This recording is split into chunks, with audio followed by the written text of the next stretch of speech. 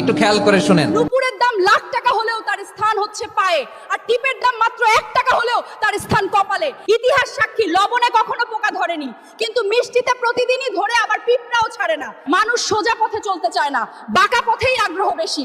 তাই তো মদ বিক্রেতাকে কোথাও যেতে হয় না, কিন্তু দুধওয়ালাকে বাজারে দাঁড়ে দাঁড়ে ঘুরতে হয়। আমরা সর্বদা দুধ বিক্রেতাকে বলে থাকি, দুধে জল মিশাননি তো?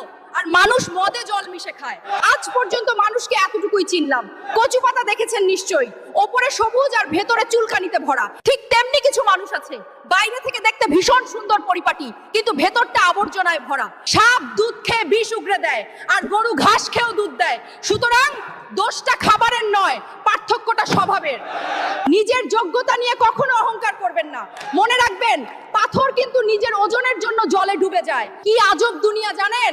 যার চোখে ঘুম আসে তার কাছে ভালো বিছানা নেই, আর যার কাছে ভালো বিছানা আছে তার চোখে ঘুম